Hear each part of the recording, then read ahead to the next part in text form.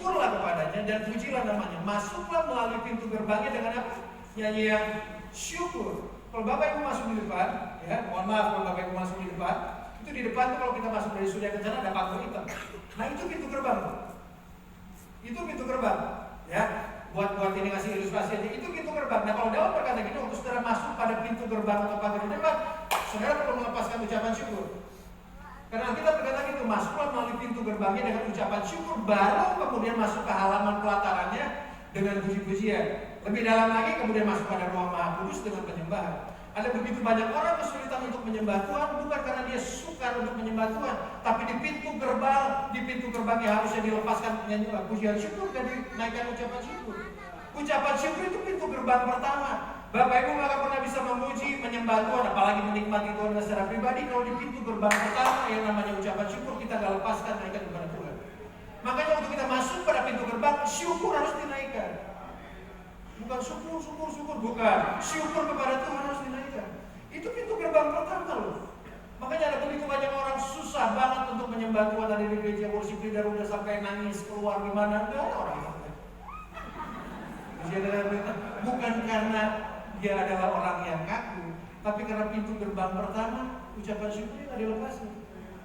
Naikkan ucapan syukur, karena sukacita itu muncul dari waktu kita masuk gerbangnya dengan ucapan syukur. Baru kemudian kita memuji Tuhan, baru kemudian kita menyembah Tuhan. Kalau sudah ditantang di awal untuk menyembah Tuhan, gimana mungkin bisa menyembah Tuhan kalau kita nggak bisa mengucap syukur buat semua yang sudah Dia berikan, bukan buat semua yang sudah Dia berikan, buat siapa Dia dalam hidup kita. Apa alasan kemudian bisa kita mengucap syukur sih? Daud tulis di Mazmur 100 ayat 5. Sebab Tuhan itu baik. Udah itu aja. Kasih setianya untuk selama-lamanya dan setianya tetap turun-temurun. Semua itu kalau bicara pintu gerbang, kalau kita bicara ke gereja pintu gerbang, waktu sudah buka mata pertama kali, lepaskan ucapan syukur di hadapan Tuhan. Kenapa masih bisa buka mata? Ada yang nggak bisa buka mata, panjang lagi kemudian sampai selama-lamanya, dia meninggal nggak bisa buka mata. Loh ya, ucapan syukur, membuka sebuah hari, membuka apapun juga yang harus kita buka pintu pertamanya, ucapan syukur harus diletakkan di sana. Ucapan syukur harus dilepaskan di sana. Kenapa? Masuklah melalui pintu gerbangnya dengan ucapan syukur. Sebab apa? Karena alasannya sebab Tuhan baik. Bukan karena harinya baik, bukan karena dompetnya baik, bukan karena keluarga sedang baik-baik. No, sebab Tuhan baik. Pernah dengar Tuhan bangun? Apa pernah dengar Tuhan terikat pinjol? Gak pernah kan? Apa pernah dengar Tuhan lagi kemudian saudara lagi berdoa, tiba-tiba malaikat kemudian bilang, mohon maaf hari ini Tuhan gak bisa diganggu, Tuhan agak-agak meriang, agak-agak demam sedikit masuk angin. Kan gak pernah dengar. Gak pernah dengar. Kalau hari saya, ucapan syukur saya ditentukan dengan gaji yang saya terima atau cuan yang saya terima. Kalau cuannya tambah banyak, sukacitanya tambah banyak. Tapi kan kalau cuannya tambah sedikit, kalau kemudian gajinya, kemudian uangnya hilang loh sukacitanya. Tapi kan Tuhan gak pernah hilang. Apakah Tuhan gak pernah sakit? Apakah pernah Tuhan gak pernah mendengar kita? Tuhan itu gak pernah digoyangkan. Mau dolar 15, 16, 20 ribu, Tuhan mah tetap Tuhan. Saya gak yakin Bapak Ibu lihat ya. Loh, Tuhan adalah Tuhan. Saya mengucap syukur karena Tuhan baik. Gak ada alasan lain. Bahwasanya untuk selama-lamanya kasih setia. Dari sini kita mengerti bahwa bersyukur itu adalah masalah pilihan. Bersyukur itu masalah respon yang perlu kita buat. Karena kalau saudara berhadapan dengan sesuatu, pilihannya cuma dua sih. Kita mau bersyukur atau kita mau menggerutu. Sementara Tuhan bilang masuk melalui pintu gerbangnya. Kalau mau ikutin jalannya, mau ikutin kehendaknya, hal pertama yang harus dilakukan, mau masuk dalam penyembahan yang lebih dekat, ya ucapan syukur harus dilepaskan. Bersyukur adalah sebuah pilihan. Dan yang menarik adalah kayak gini, Tuhan Yesus lakukan ini loh. Tuhan Yesus yang kita kagumin, yang kita teladanin, yang kita sangat-sangat banggakan, yang benar-benar menjadi Tuhan dalam hidup, Dia lakukan ini waktu Dia hidup di dalam dunia. Yohanes 11 ayat 41. Ini peristiwa mengenai peristiwa Lazarus dibangkitkan. Kalau Bapak Ibu baca ceritanya, Pastor Arif, kemarin Daniel Nathanael juga sempat bicara. Yohanes 11 ayat 41, Lazarus dibangkitkan. Ini yang Yesus lakukan. Maka mereka mengangkat batu itu. Lalu Yesus menengadah ke atas dan berkata, Bapak, aku mengucap syukur kepada-Mu. Sebentar. Kalau cuma cicilan lupa telat bayar itu masalah Tuhan. Ya. Kalau anak lagi sakit itu problem. Tapi kalau ada orang mati udah 4 hari kemudian mau dibangkitkan itu ekstrim problem. Itu masalahnya masalah besar. Dan Yesus hadapi di sini, ini bukan masalah sembarangan. Ini disebut dengan extreme problem, masalah yang sangat besar.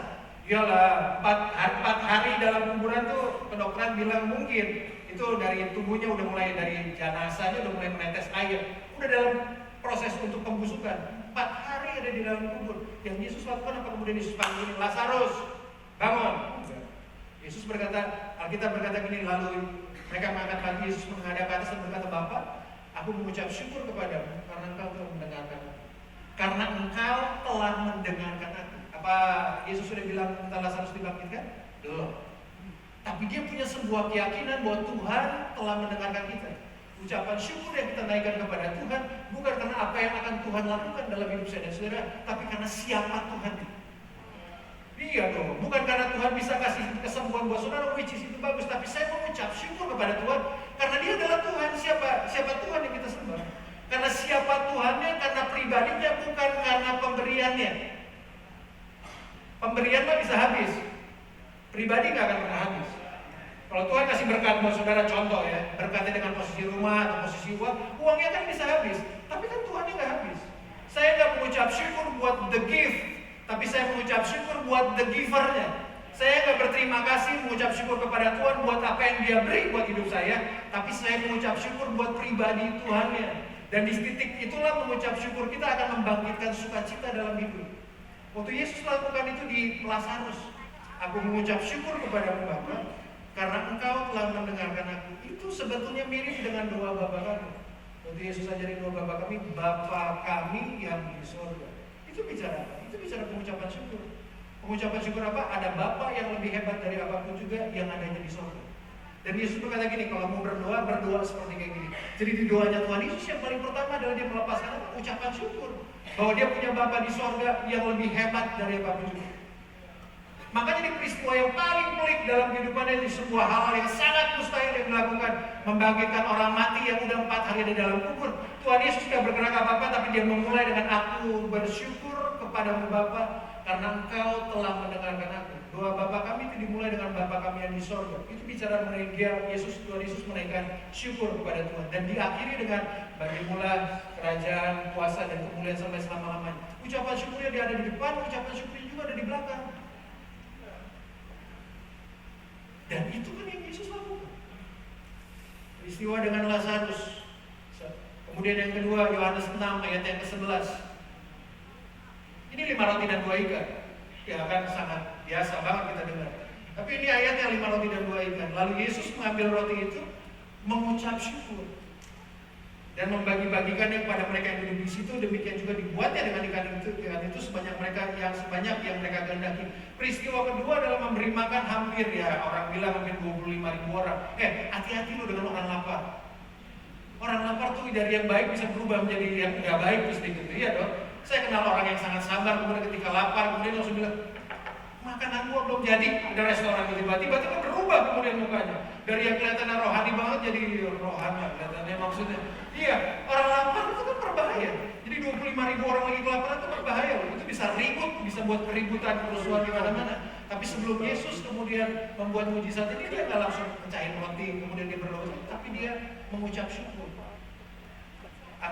Yesus mengangkat, membagi-bagi kita. Yesus mengambil roti kemudian dia mengucap syukur. Yang ketiga, Lukas 22 ayat yang 19. Ini kita seringkali ayat ini kita pakai di perjamuan suci sebetulnya. Lalu ia mengambil roti, mengucap syukur, memecah-mecahkannya dan memberikan kepada mereka, katanya, inilah tubuhku yang diserahkan bagi kamu, perbuatlah ini menjadi peringatan akan aku. Beberapa jam kemudian tuh Yesus akan mati. Itu adalah tugas terbesar yang harus dilakukan. Kalau ada orang bisa tahu apa yang akan terjadi di masa yang akan datang, waktu-waktu ke depannya kayak gimana dan apa yang akan dia hadapi. Gini, Tuhan Yesus tahu akan apa yang dihadapi beberapa waktu kemudian. Bagaimana dia disalib, bagaimana dia pukulin, bagaimana dia menderita, sangat-sangat menderita dan dia tahu. Nah kalau orang ada dalam posisi, makanya Alkitab tulis bahwa ketika di Lukas di Taman Getsemani keringatnya menjadi darah, itu bicara mengenai tekanan yang sangat berat. Saya lupa tuh namanya, ada istilahnya apa. Tapi kalau saudara baca di Bukit Getsemani itu terletaknya agak ke atas sedikit dari dari kota Yerusalem. Di bukit itu, apalagi di Israel pada saat itu jam 3 pagi kalau satu Yesus berdoa itu dalam posisi dingin. Tapi bagaimana mungkin orang dalam posisi dingin bisa keluar keringat? Dalam posisinya tempatnya suhunya dingin. Mungkin seperti di puncak kemudian dia berkeringat, keringatnya jadi darah. Itu bicara mau dia dalam tekanan yang sangat hebat, tekanan kesulitan yang sangat hebat. Tapi sebelum kemudian itu terjadi, sebelum dia mengakhiri sebuah the final mission, misi yang terakhir yang terbesar yang dilakukan, dia kemudian kita tulis gini, mengambil roti kemudian dia mengucap syukur. Kalau Tuhan Yesus selama hidup di dunia mengucap syukur, kita harus mengucap apa dong kalau kayak begitu Bapak Ibu? Dia melakukan itu. Karena Tuhan itu bekerja dengan prinsip dan juga dengan pattern. Ini patternnya, ini polanya. Mengucap syukur harusnya menjadi pola saya dan saudara, karena ini